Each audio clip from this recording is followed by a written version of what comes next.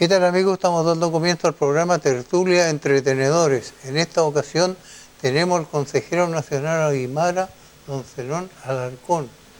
Gracias por estar con nosotros, Zenón. Gracias, bueno, y al panel, por supuesto, saludarlo y a disposición justamente de conversar los temas que estamos en contingencia, tanto en lo local como en lo nacional. Don José Luis Torres. Buenas noches, amables telespectadores. Es un agrado estar nuevamente en sus hogares en este nuevo periodo del 2023, como pasa el tiempo. Ricardo Ortiz. Igualmente contento de estar nuevamente entrevistando a personas como Zenón, que nos van a entregar una serie de antecedentes, consultas, interrogantes del devenir, y estar con nuestros amigos panelistas también. Las personas que nos están viendo van a sentir el apoyo y además conocer en profundidad las cosas que están sucediendo. Don Zenón, ¿cuál es su labor como consejero nacional? Bien, primero, bueno, agradecer esta invitación, pues es importante siempre desarrollar justamente los temas tanto en lo nacional como en lo regional. Y respecto al cargo, el cargo sí es consejero nacional indígena representante del pueblo aymara ante CONADI. Y esto deriva, ¿cierto?, de la ley indígena, que es la ley 19.253, que se crea el año 93. Ojo, va a cumplir 30 años la ley indígena, y para que funcione una ley siempre tiene que haber una institucionalidad. Y esa es la Corporación Nacional de Desarrollo Indígena, que tiene un directorio bien sui generis, bien interesante conocerlo, porque es un directorio que tiene 8 representantes de pueblos indígenas y 8 nominados por el gobierno de turno, ¿cierto? Entre ellos está la Subsecretaría de Educación, la Subsecretaría de Agricultura, Bienes Nacionales, CGGOP y Secretaría del Área Social. Antes era Mideplan, ahora se llama Subsecretaría de Desarrollo, bueno, del Área Social. Son 5 subsecretarías, más 3 que nombra el presidente, que conforman 17 consejeros, que son los que hacen y generan la política pública en todo el país. ¿Por qué sui generis? Porque tiene 8 representantes elegidos por la base social. En el caso yo tengo esa representación a nivel nacional y 8 que son de gobierno. Yo me pongo un símil a veces como que funcionaría el Ministerio del Trabajo con la CUT, dentro de algo parecido. Por eso que sui generis la forma, pero ha sido un ejercicio bastante interesante. Lleva 30 años el Consejo, va a cumplir 30 años ahora el 5 de octubre, y bueno, en ese proceso de avance del derecho, de los derechos de los pueblos indígenas, es como fundamento de trabajo dentro del Consejo Nacional de la CONADI. Yo diría, mi estimado amigo Zenón, de que los hombres blancos no le creen a los pueblos indígenas. Porque qué vergüenza eso de que los pueblos indígenas eligen 8 representantes dentro de un Consejo Nacional Indígena y le plantan 8 vacunas al lado.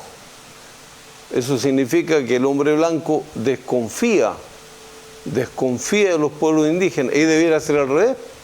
Los pueblos indígenas deberían desconfiar del hombre blanco, porque el hombre blanco lo ha explotado desde el tiempo de los españoles.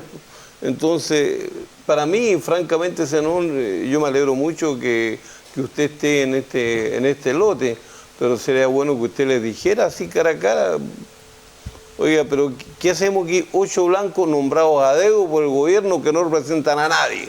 Ya vemos 8 elegidos. ¿Cuál es la verdad? ¿La verdad oficial, la del gobierno de turno, o la verdad que traemos nosotros, que representamos los pueblos originarios?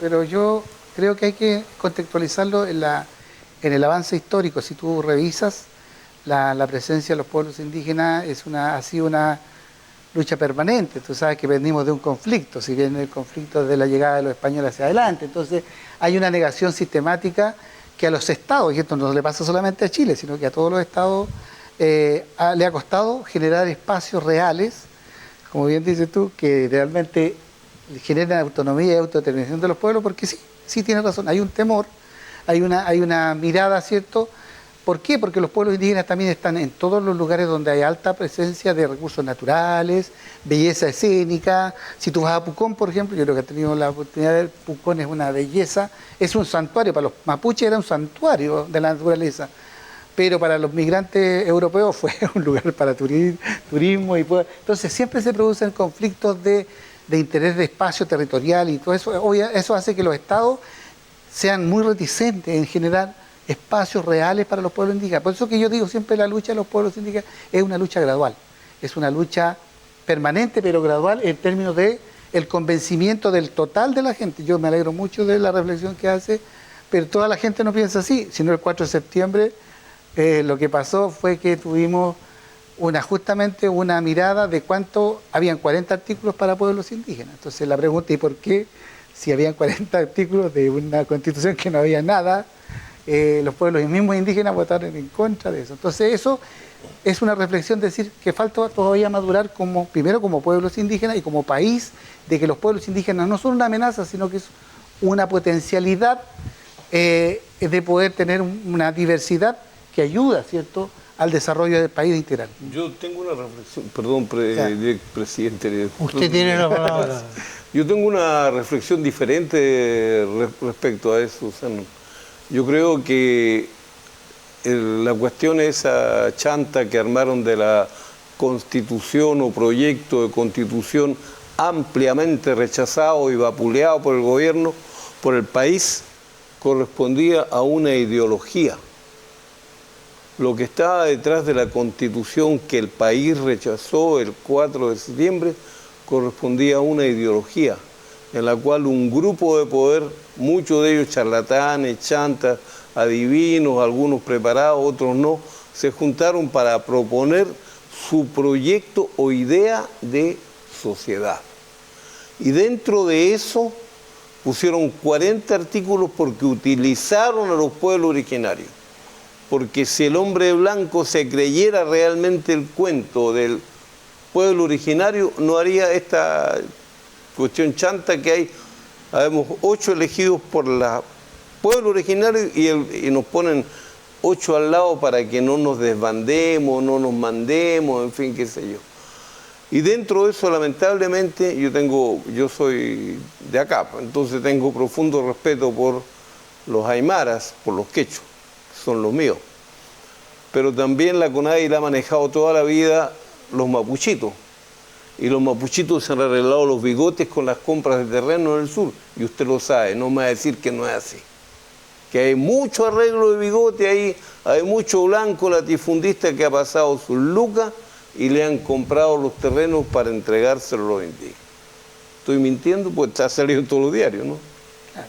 Claro. Pero yo creo que la reflexión es interesante porque en realidad eso es lo que pasa. En realidad lo que pasa es que tenemos todavía sociedades que todavía falta que avanzar, ¿cierto?, en una relación mucho más armónica. Yo creo que esa es la palabra. Concuerdo absolutamente de que no podemos saltarnos desde acá hacia arriba con lo que pasó con la Constitución. Estamos absolutamente de acuerdo, creo que son procesos que tienen que ser graduales, pero también hay que entender que la CONADI es una institución pequeña que propone, ¿cierto?, saldar la deuda histórica. Mira la frase, saldar la deuda histórica que tiene el Estado de Chile con los pueblos indígenas. Pero el presupuesto de la CONADI, José Luis, para que ustedes sepan, es menos que el presupuesto del MOP de acá en la región de Arica, Parinacota, o anda por ahí. Entonces tú dices, si el Estado quiere resolver los problemas o los grandes problemas de los pueblos indígenas, ¿cómo le da un presupuesto tan pequeño para que atender no solamente 10 pueblos indígenas en Chile, con toda la diversidad? Entonces también tenemos un problema, como bien dice, ahí se nota lo mismo que tú que acabas de decir, cómo tú quieres arreglar algo, pero no le das estructuralmente las condiciones para que eso ocurra. Y es una realidad, y contra esa realidad hay que caminar, y por eso que la CONADI, como sea, concuerdo también que la inspiración de la ley indígena obviamente fue mapuche. Claro, porque históricamente la fuerza territorial que está en el corazón de este país está ahí en el... ¿No será, perdón, ¿no será que los aymaras se integraron más, digamos, a la sociedad chilena que los mapuches? porque en realidad yo tuve compañeros aymara, de origen aymara, y nunca hubo diferencia en la universidad. Oye, no, este es aymara, así que dejémoslo. E incluso, te digo más, cuando estaba en la Chile, cuando estaba la sede, hasta tuvimos un presidente de la federación que era venezolano. O sea, no había ese requemor de que existe un pueblo diferente. Entonces, a lo mejor yo no conozco mucho el tema de los mapuches, pero ¿por qué tiene que haber una nación dentro de otra nación? Si son tratados exactamente igual. Yo no veo que alguna persona, digamos, por el solo hecho de ser aymara, acá no se le dé trabajo, no se le atienda en el hospital, no tenga acceso a la educación. Entonces, ¿por qué tiene que haber, ¿no es cierto?, leyes especiales para un grupo donde tienen becas? Y yo, que soy chileno, diríamos, entre paréntesis, no tengo acceso a esa beca, porque esa beca es para el mundo aymara. ¿Te das cuenta? Entonces, ¿no crees tú que con esta norma, ¿no es cierto?, que trata de mitigar esa deuda histórica, que nosotros no tenemos nada que ver con los españoles? Si bien es cierto, de ahí nacimos, de ahí venimos, pero es una deuda que yo no he tenido participación, sin embargo la estoy pagando. Y además hago esta diferencia entre el pueblo aymara en este caso y los ciudadanos normales. ¿Por qué tienen esa mentalidad o esa forma de enfocar este problema? Porque el hombre blanco metió la nariz donde no debía, porque tú estás diciendo la verdad. Todos los que somos ariqueños y nos hemos criado acá, hemos compartido con nuestro vecino y nunca nos ha parecido extraño absolutamente ninguna cosa. Yo tengo grandes compañeros de curso, ya de estar viejo el príncipe Yucra, dueño de Saxamar y otros amigos más. Por supuesto, ellos siempre fuimos iguales. Ellos tomaban once en mi casa, yo tomaba once en la casa de ellos, jugábamos la pelota, eran muy buenos para la pelota. Y nunca sentí ninguna diferencia, pero de repente llegaron los ideológicos y dijeron, este es un pueblo oprimido. Entonces se generaron todas esas leyes que hace mención Ricardo, porque de verdad en la legislación que tenemos, mi querido Zenón, hay un privilegio acá, porque hay becas especiales para el colegio, para la alimentación, para la universidad, para todo.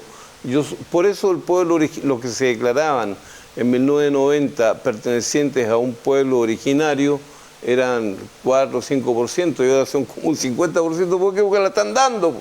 Si este país la está dando, es lo mismo. ¿Por qué entran los venezolanos? ¿Por qué entran los venezolanos y no se quedan en el Perú, o se van a Bolivia o a Brasil? ¿Por qué entran? Porque este país la está dando.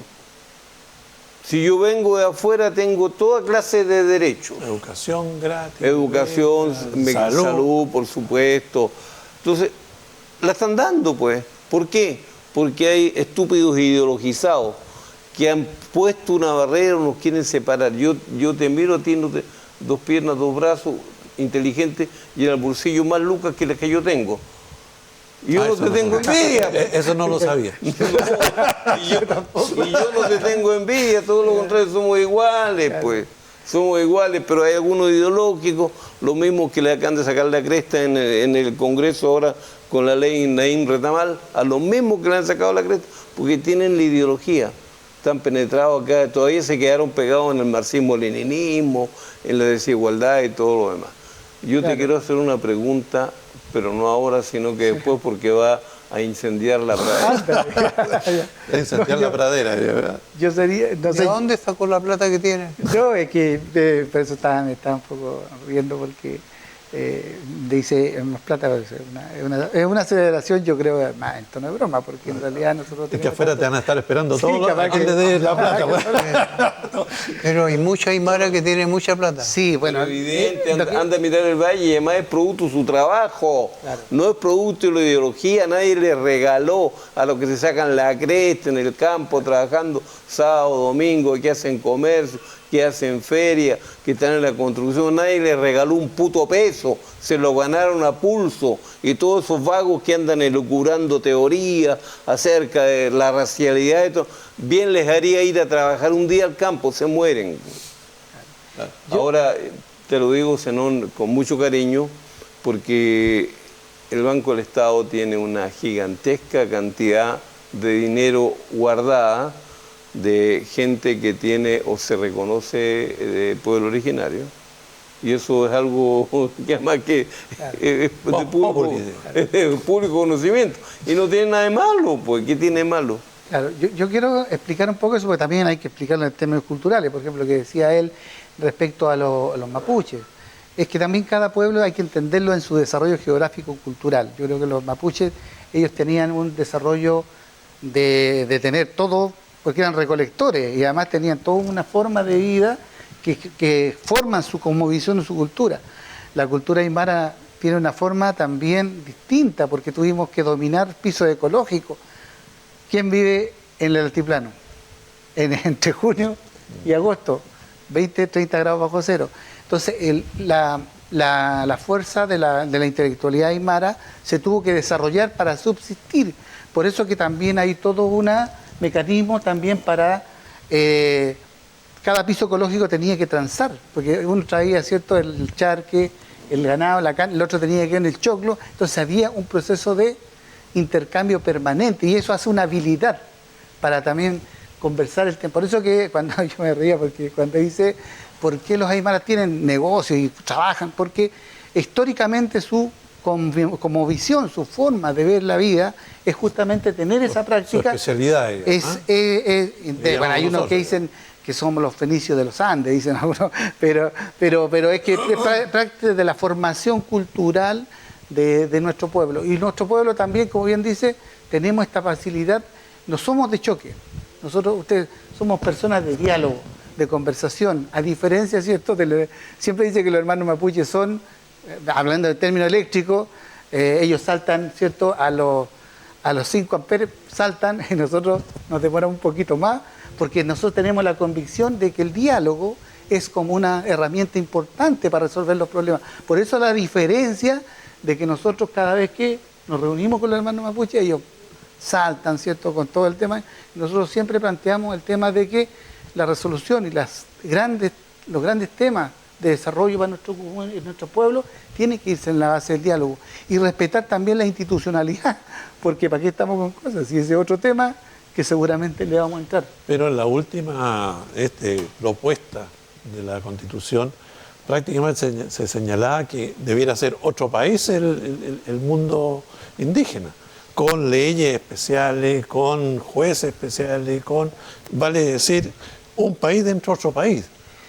Prácticamente se querían independizar absolutamente todo. Entonces, sí. Son los mapuches, son algunos ideologizados. Sí, no, pero estoy hablando cuando presentan eso, lo presentan como un todo, digamos, no el pueblo mapuche solamente. Yo creo que hay que hablar de ese punto, es que es el proceso lo que decía José Luis, se maximizó todo. O sea, no solamente...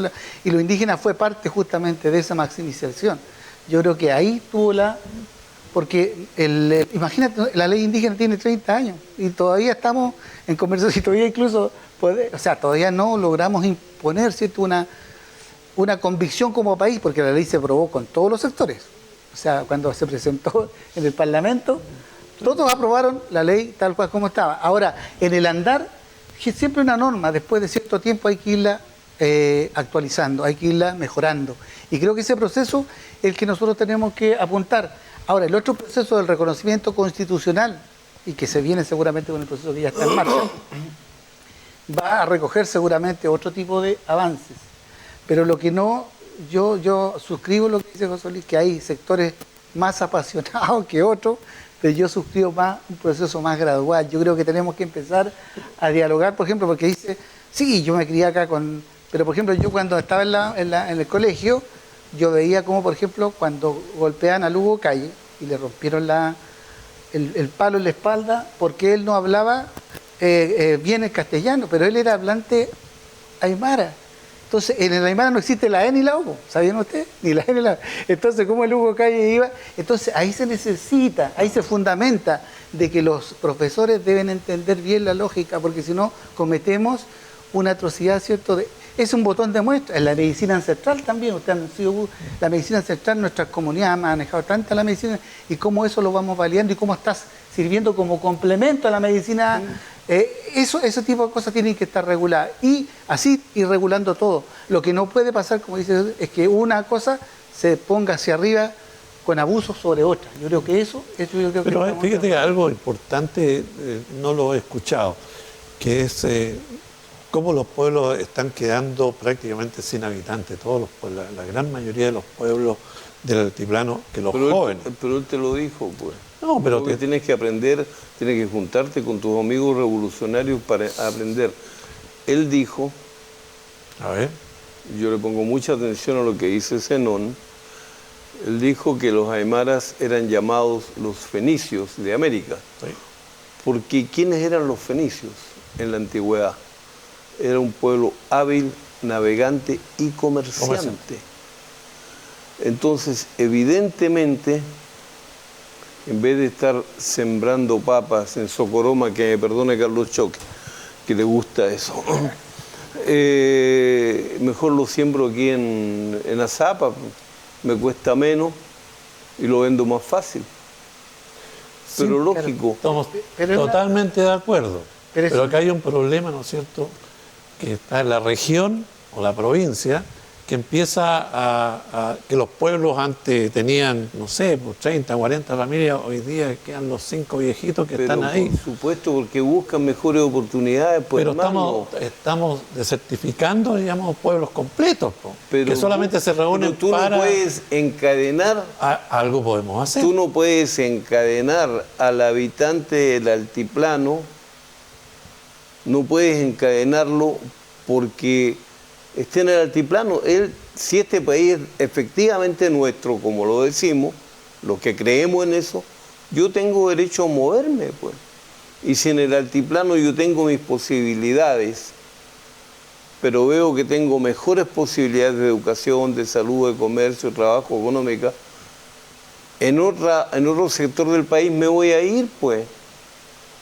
Entonces aquí la gente mira como, oh, no, es que se está despoblando el altiplano, y eso que construimos una carretera para el servicio de Bolivia, la carretera... la 11CH. La 11CH está al servicio de Bolivia, no de Chile.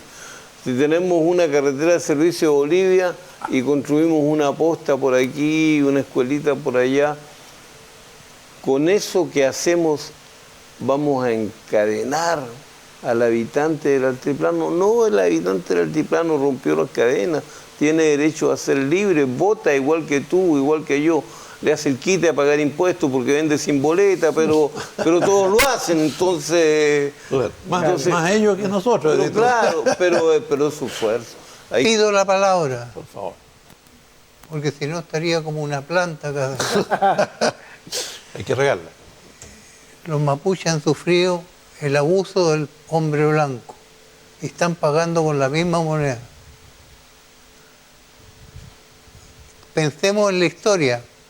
Los mapuches eran estafados con sus tierras. Venía un hombre blanco, le traía un saco de arroz y se quedaba con una hectárea o dos. Esto no pasa con el altiplano chileno. No pasó. Son realidades distintas, porque en el... porque son fenicios. Y los mapuches no son fenicios. Además que aquí hay, bueno, te lo voy a preguntar después, ¿no? Ya. Pero esto corresponde a distintas etapas etarias de desarrollo de la humanidad. El pueblo aymara, el pueblo quechua, trabajador laborioso como es inteligente, tenía su sistema de escritura, manejaban la artesanía perfectamente bien, basta ver las terrazas que hay en Cusco, en Arequipa, en todas las partes, en La Paz, cómo trabajan, porque les gusta eso, su profesión, su vocación o lo que sea, cómo trabajan. ellos tenían los quipus, forma de escritura. Es cierto que no tenían un lenguaje escrito, es verdad, pero cualquiera que vaya al Museo de Pueblo Libre en Lima va a ver de que los quechuas y los aymaras hacían trepanaciones de cráneo. Esa cuestión habla. Inimaginable. Habla. Hay calendarios solares. ¿Qué testimonio en Tiahuanaco, bueno, eso de Bolivia, en el Tahuantinsuyo, en el Perú? En cambio, nuestros queridísimos mapuches no tenían sistema de comunicación, no tenían quipus, no tenían nada de eso. Y esto es absolutamente histórico. Cuando se enfermaba un niño, lo tiraban al toltén. Eso absolutamente no tenían. Los españoles llegaron a robar, ¿cierto? Y los quechua y aymara, aquí está el oro. Y esos pillos españoles analfabetos se lo llevaron todo.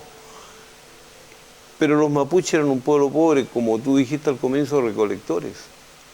Entonces, ¿qué iban a robar? Por eso los mapuches se la dieron tan dura a los españoles, porque se estaban peleando la comida, la poca comida que había. Los españoles, y termino para no ser un latero, cuando llegaron a América se encontraron con pueblos que tenían culturas y algo que enseñar. Y cuando yo llegué la primera vez a Temuco, vi el mercado de Temuco que ya no existe, que lo quemaron unos vándalos, y habían joyas de plata y había unas mapuchitas ahí vendiendo sus joyas de plata.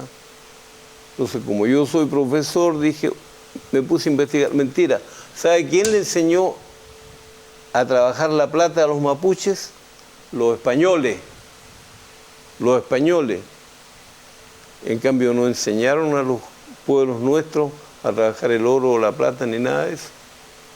No quiero seguir con la palabra para que no me... Vamos a hacer un alto, después le damos la palabra a José. No,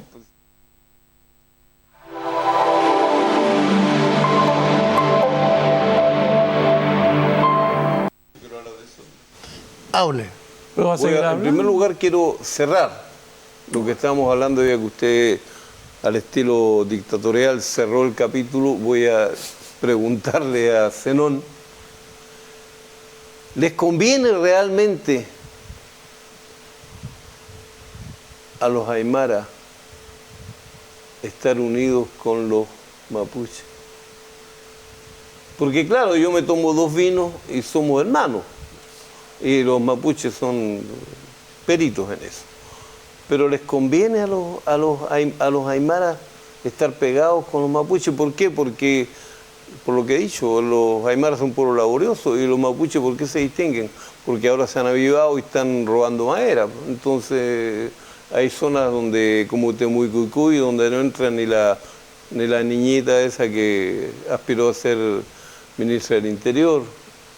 Entonces, ¿a ustedes les conviene?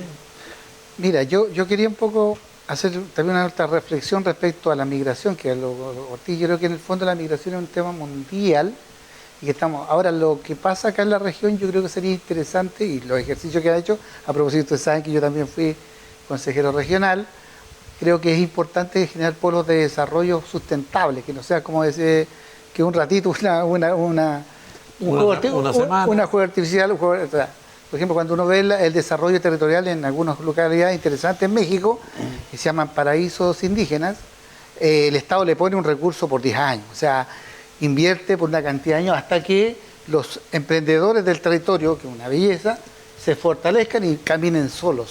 Yo creo que esa estrategia sería interesante explorarla, sobre todo porque Camarones, Arica, Putre y General Lago tiene una belleza, ustedes saben, escénica, estructural, bellísima. Yo creo que eso un poco para complementar. Y respecto, obviamente, a esta suerte de empuje colectivo, porque son 10 pueblos indígenas y el mayoritario es el mapuche, por supuesto, no solamente los changos, que los changos están reconocidos, los diaguitas, son 10 pueblos indígenas. Hasta los cada uno aspiraría, o sea, debería aspirar a tener su propia norma, su propia ley, pues son pueblos diferenciados y distintos.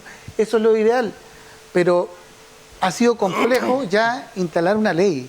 O sea, si usted ve en la historia de la ley quizás en las condiciones que se hizo no se hubiese hecho. Yo creo que fue inspirada básicamente por la alianza entre el movimiento indígena y con algunos intérpretes que hicieron realmente la ley. Por ejemplo, estaba, me acuerdo esa vez, el hijo de José Elwin, que si yo creo que él no hubiese estado, difícilmente el papá hubiese abierto las puertas o la sensibilidad. O sea, si bien es cierto, está la demanda, pero también hay que tener intérpretes dentro del otro, como dice el sector, como tú bien lo señalas, blanco, como dices tú, pero yo creo que más bien, en este caso del gobierno, que representa al Estado para imponer, obviamente no hubiese resultado.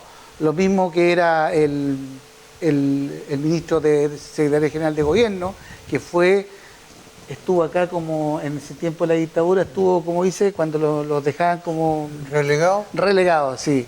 Enrique Correa. Estuvo relegado en... Correa no estuvo nunca acá. En Putre. Correa no estuvo nunca acá. En Putre fue bueno, yo estoy diciendo porque él estuvo unos meses relegado en Putre, en una etapa seguramente, porque las relegaciones yo creo que nunca estuvo ahí unos meses y entendió un poco la lógica de la cultura andina y se comprometió un poquito más y obviamente como era el secretario general de gobierno, el ejercicio se hizo más. Pero no quiero decir que ellos son clave, pero fueron parte de un todo para que se lograra la ley, que ahora la vemos como una cosa importante, porque después de que pensamos que iba a venir el Ministerio de Asuntos Indígenas y otro instrumento más para los pueblos indígenas, ya no es. Entonces, termino con esto y para responder es que sí, realmente los pueblos indígenas deberíamos tener normativas diferenciadas. No sé si serán leyes especiales, pero deberíamos estar separados. ¿Por qué? Porque nuestra realidad, como bien lo ha definido, nuestra cosmovisión tiene una raíz de una manera y la de los otros pueblos tiene otra. Entonces, por lo tanto, la contribución obviamente debería ser más diferenciada. ¿Para qué? Para que el valor de nuestro conocimiento sume energías positivas justamente en los territorios y en el país también. Pero usted, querido amigo, le ha sacado el poto de jeringa. Yo le pregunté si le convenía, con el desarrollo que tiene y las lucas que tiene, si les conviene a los aymaras ser el arroz graneado de los mapuches. Es que yo le contesté porque es lo mismo, ¿qué tienen que ver los rapanui con los aymaras? O los rapanui con los mapuches, nada. Aquí tiene que haber una diferenciación y el hombre blanco no puede meter a todo el mundo al saco y aplicarles a todos la misma norma. Yo soy experto en operar apéndice. Sí, pero resulta que yo me quebré la pierna, pero le operé el apéndice primero, porque eso pasa. Pues. No, por supuesto, yo estoy absolutamente de acuerdo que deberíamos estar, ya lo dije, en normas diferenciadas. O sea, no debería estar, como dice, pero el país se construyó de esta manera, estamos en esta situación y como dice, en esta situación debemos coordinarnos. Y que ciertamente la potencia mapuche es mucho más, como tú bien dices, absorbente. Obviamente, nosotros debemos buscar y seguir buscando nuestro camino, obviamente, en el momento que se dé, por supuesto. Yo lo que no entiendo por qué están buscando un camino si están integrados. O sea, uno busca un camino porque están las puertas cerradas. O sea, voy al banco, usted, ¿cuántos años Aymara? Ah, no. Es la otra puerta. Pase. Que la Aymara llega con el turrón de plata. Aquí hay lucas, por favor. Claro. En una mochila ya todo. Pero, y lo lleva la señora. ¿Por qué Zenón, las lucas las maneja la mujer en el pueblo aymara? Bueno, es que el pueblo aymara tiene esa dualidad y complementariedad. No, que complementariedad de respeta a la mujer. Claro, o sea, si bien es cierto, en nuestra cultura uno puede llevar una voz adelante, pero siempre las decisiones son colectivas. Y en algunos casos, obviamente, la mujer tiene mucha más preponderancia. ¿Será porque el hombre es muy abusivo? Pero se llevan las lucas las mujeres. No, por eso las maneja la mujer. Porque tú vas a Iquique y ves a muchos aymaras que van a comprar autos de segunda mano. Anda a verlo, míralo. Y está siempre la parejita, ¿no? Que queremos comprar una Toyota para llevar al altiplano, etcétera, etcétera. Los que dan derecho, los que van a comprar autos chutos es otra cosa, pero bueno. Pero fíjate siempre que el que va y escoge es el hombre, pero la que paga es la mujer. Ella lleva la lucas. Si no las manejara las lucas, el Aymara Hay que Haría la del mapuche, se la Claro. tomaba toda. No, yo creo que ahí hay un complemento. En nuestra cultura ese es un complemento, pero eso es parte de lo que también después el desarrollo urbano y todo el tema va cambiando la lógica de la cosmovisión. Pero originalmente sí, era un complemento entre la mujer y el hombre y algunas cosas ¿No obviamente. será que la mujer trabaja más que el Claro. Pero, por ejemplo, siempre me decían, oye, ¿por qué en Colchane, por ejemplo, el hombre va adelante y la mujer va atrás? Claro. Entonces, es que son condiciones que la naturaleza da, porque al final el hombre, generalmente, cuando tú sales, puede que venga el puma, entonces hay una cuestión también de naturalidad, de que tiene que salir él a algunas cosas y en otras cosas. La cultura y la cosmovisión de los pueblos indígenas tiene que ver mucho con la interpretación de la naturaleza igual.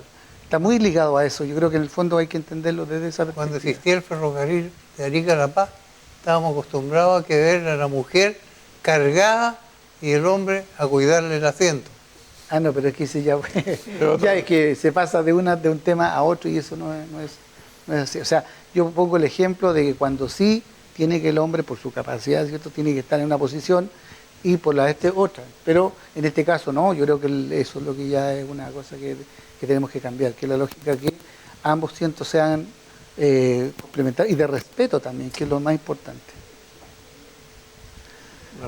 Señor Vamos. Ortiz, usted...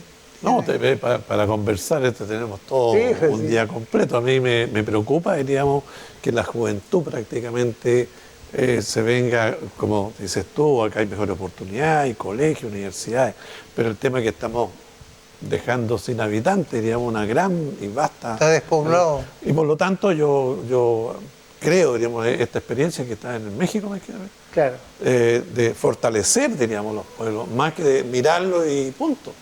Fortalecerlo, pero en serio, diríamos, de tal manera que sean fuentes de trabajo y fuentes de atracción para los jóvenes. Y creo que hay formas hoy día, más que ayer, que puede ser interesante que los jóvenes vuelvan a trabajar en muchas cosas en los pueblos. Y eso, diríamos, además va a mejorar el turismo, va a mejorar las relaciones, se va a integrar más, diríamos, el pueblo andino con el chileno, diríamos, en términos generales.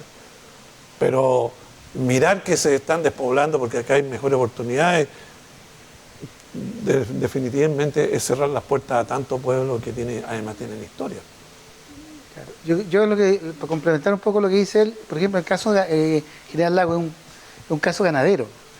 Y ahí debería haber bueno, los ganaderos ahora se han reunido y están proponiendo una ley para el tema ganadero. Capaz que esa sea una alternativa, pero lo importante es generar polos de desarrollo en esa instancia. Por ejemplo, nosotros hay un proyecto que se llama Proyecto País, ¿no? O Servicio País. Servicio País, por ejemplo, se puede complementar como un servicio a los mejores talentos de la región, y que muchos de ellos han sido pastores y ahora pueden ser veterinarios o agrónomos. ¿Por qué ellos no pueden estar 2, 3, 4 años haciendo un servicio en su propia comunidad, sea en la municipalidad, en la delegación presidencial o en la Seremía de Agricultura, para poder desarrollar programas? Qué mejor que ese que fue pastor ahí en la comunidad pueda tener, ¿cierto?, una idea de cómo poder desarrollar bien la masa ganadera, que actualmente es potencialmente muy, muy, muy rica en términos de... Tú sabes que la carne de alpaca y llama criada en bofedales tiene bajo índice muy de colesterol. De hecho, se puede vender ¿cómo se dice?, embutidos a clínicas, si acá sale 3 lucas el kilo, a nivel nacional puede ser 10 lucas en las clínicas que quieran, sobre todo para los que están enfermos de hipertensión o del corazón. Entonces, pero para eso tenés que generar, ¿cierto?, primero que se siga manteniendo la masa ganadera, porque tú puedes poner un matadero y puedes matar toda la masa ganadera en un par de años.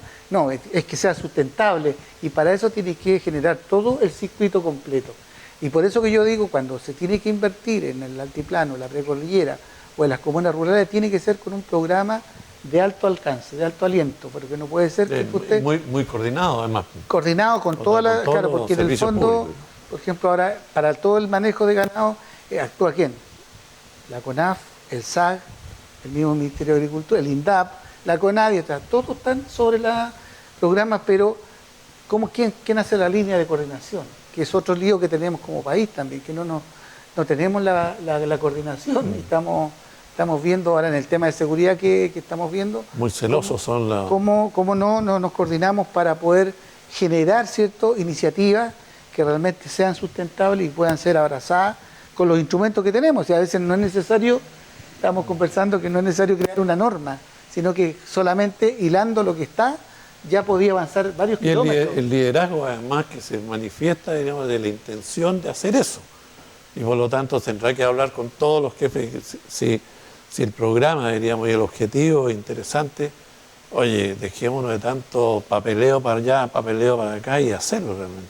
Claro. Poner los dineros necesarios, los profesionales necesarios. Y hay dinero y hay profesionales. Claro. Falta la voluntad nada más. No, y el liderazgo también de cada uno de los alcaldes, de los gobernadores, para que puedan desatar, pues tenemos un problema de la descentralización, tenemos un problema de descentralización administrativa que se llama.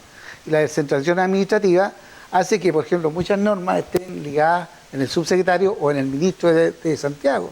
Pero si el liderazgo local puede anidar justamente facilitar, obviamente se puede, pero por eso que los liderazgos, tanto en las comunas como en las gobernaciones, es fundamental. Y ojo, el liderazgo no se lo da el cargo. No es que uno sea, por dar el gobernador, listo, yo soy líder. No. El liderazgo viene muy abajo, claro. Nace y además la gente, independientemente del cargo, sigue al líder. Ahora, si tiene el cargo, mucho mejor. Pero acá parece que de repente el cargo aparentemente es igual que el líder, ¿no? Y por eso que no hay coordinaciones, no hay avance, un año pasa y otro año pasa, los dineros se devuelven. La avenida Diego Portales sigue siendo un basurero, no hay áreas verdes, la ciudad está inmunda. Y uno va a Tacna y entrando a Tacna, al lado de la Clínica La Luz, hay un edificio gigantesco, hermoso, nuevo. Gobierno regional de Tacna. Y aquí han pasado tantos gobernadores y seguimos arrendándole a la universidad. ¿Qué es eso? Falta capacidad, además, en puro arriendo serán 600 pues da lo mismo, millones, pero falta capacidad, decisión, amor a la ciudad. ¿Qué falta? Liderazgo. Eso falta. ¿Y usted cree que con la nueva Constitución vamos a tener liderazgo?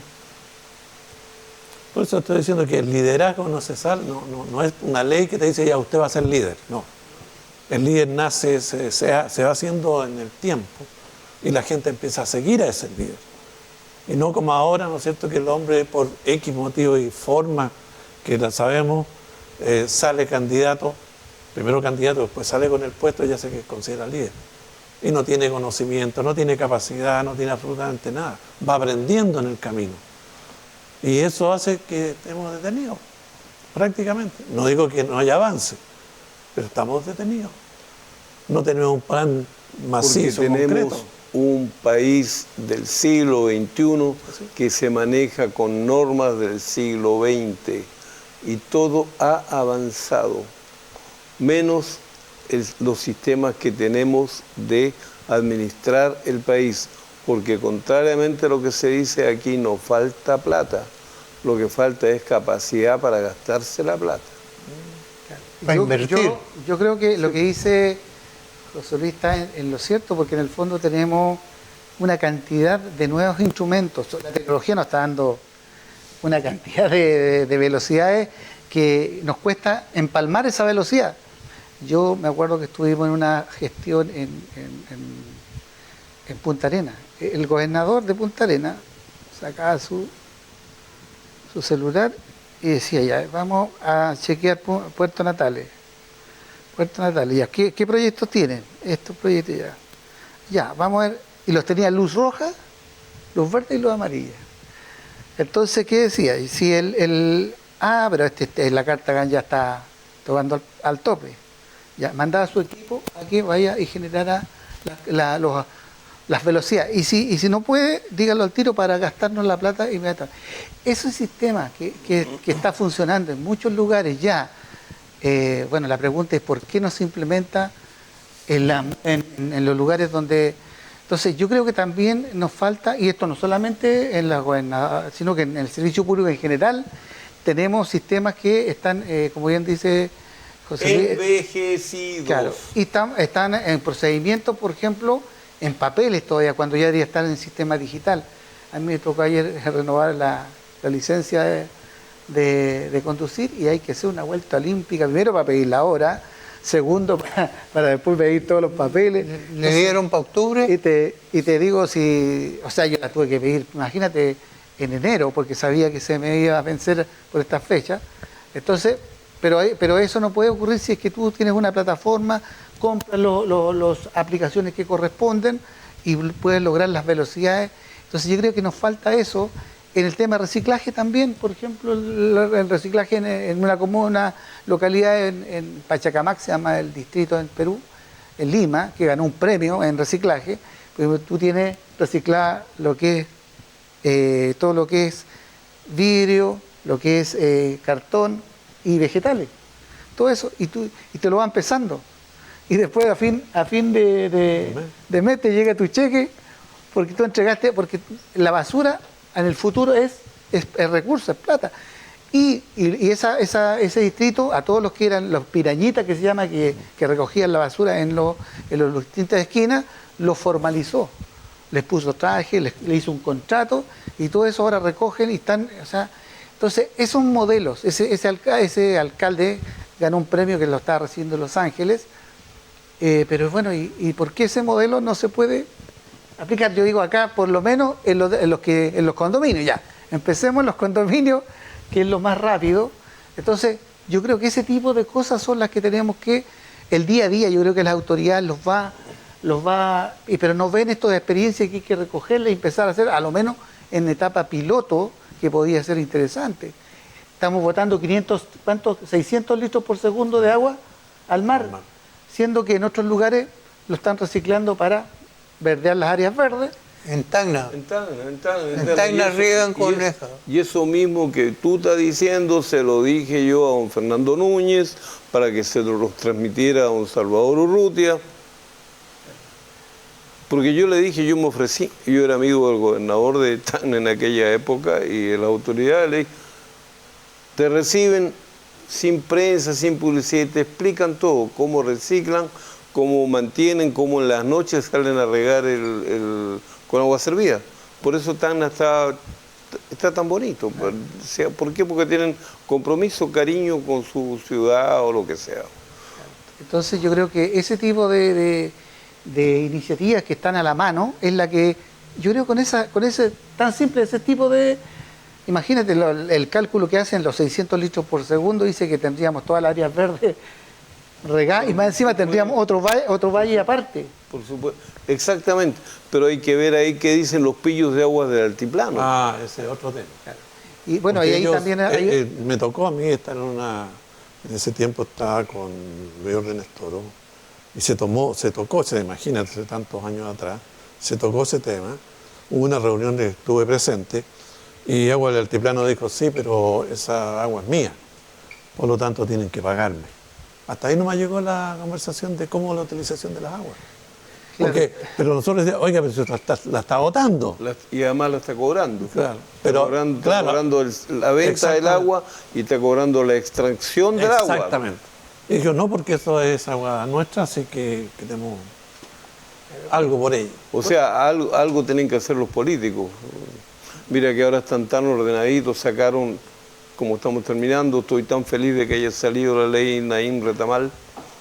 Con algunos... No, pero los ideológicos esos que la señorita Toá, gatillo fácil. Con el gatillo fácil no habrían matado a la suboficial Contreras. Si los paquitos tuvieran el gatillo fácil, no habrían matado tanto carabinero por ahí. Y lo que no entiende este gobierno ideológico es de que le está entregando toda la tremenda bandera de la seguridad ciudadana, que es la más importante, a la derecha. Todos los ideológicos del Frente Amplio que se oponen a todo, van a terminar entregándole a la es que derecha. además empieza a existir, por esta inoperancia, digamos, este cruce de ideas, el sector de la importancia que tiene la seguridad al municipio, que el municipio tiene otras labores, ¿te das cuenta? Entonces, ante mucha delincuencia, obviamente los señores alcaldes que quieren ir a la reelección empiezan a inventar cosas y no tienen ni siquiera las herramientas legales para hacer aquello que O sea, tú se te necesita. refieres a la propuesta del señor Boric ayer, que dijo que iban a transferir a los servicios de seguridad municipales parte de las competencias. Están locos, no están preparados, no son capaces. Ahora yo quiero decirte, yo veo unos autos que circulan acá, bonitos seguridad, autos. Arica más seguro, dicen. ¿Alguien ha medido el uso de esos autos, esa encina, de esos choferes? Te puedo decir incluso, ¿Está más segura la ciudad? Que esas famosas alarmas comunitarias, me he tocado en 3 pases, uno en el sector donde vivo. La verdad que la otra vez hicieron sonar, nadie salió, nadie se interesó y punto. Después fui a otro lado, igual. O sea, no es llegar y colocar, ¿no es cierto?, estas cuestiones. Y en otra parte, oye, ¿dónde está el botón? No, esta cosa. Llegamos al término del programa, nos vamos a los minutos finales. Yo quiero saludar a Ricardo Ortiz Pérez, quien se ha inscrito, parece, en la cuestión esta de los 50 años del golpe militar, porque veo que está con el bigote cada vez más blanco y más grande. No tengo ninguna duda que es un homenaje al compañero Salvador Allende. Y en segundo lugar quiero decirle a mi querido Zenón de que si efectivamente estuvo Enrique Correa relegado acá, de lo cual yo me voy a informar, yo tengo mis dudas, le hizo re mal venir Enrique Correa acá porque se transformó en un fenicio. Después de estar relegado, ha estado defendiendo las causas de Pinochet publicitariamente. Eso. Un minuto final. Agradecido por los 50 años. La verdad es que es más que celebrarlo, llevamos una gran reflexión, donde no llegamos a ponernos de acuerdo, en que unos eran de un bando y los otros eran de otro bando y al final no sabían por qué estaban en bandos diferentes. Yo creo que la juventud de ahora, los jóvenes de ahora debían tomar esa tremenda experiencia en que no había diálogo y no querían hacer el diálogo. Yo creo que el diálogo permite hacer lo que Zenón ha señalado, ponerse de acuerdo. A lo mejor no te va a llevar toda la torta completa a tu casa, pero te va a llevar un pedazo. Tienes 2 posibilidades. O rompes y lo tiras al suelo y que pase lo que pase, o nos ponemos de acuerdo. Yo creo que eso viene para la nueva Constitución. Su minuto final, don Zenón. Gracias. Yo más bien voy a ver una reflexión más bien del punto de vista positivo. Siempre es bueno evaluar las cosas positivas. Yo creo que en el fondo estamos cumpliendo 30 años de la ley indígena y ha sido obviamente un espacio bastante importante para el avance del derecho de los pueblos indígenas. Vamos a avanzar seguro en esta próxima Constitución en algunos espacios y artículos que son lo que ha aprobado Chile básicamente en las instancias como Estado, como país, y esperamos, ¿cierto?, y aspiramos a que se siga el diálogo en conformar un país de respeto y que tenga, ¿cierto?, que recoja mucho de los pueblos indígenas. Creo que ahí todavía estamos al debe, pero yo celebro primero que avancemos en ese espacio de diálogo y conversación. Y en lo local, obviamente, también, que podamos tener, felizmente tenemos bastantes autoridades de origen indígena en la región, se ha notado eso, y que eso contribuya también en darnos una sociedad, una región con mejores desafíos y ojalá poder, ¿cierto?, llegar, como decía Ortiz, en poder dialogar y solucionar definitivamente los grandes problemas que tenemos en la región. Muchas gracias, don Zenón, por haber estado con nosotros, don Ricardo, don José Luis. Con ustedes, amables televidentes, nos encontraremos en un programa similar. Muy amable. Muchas gracias.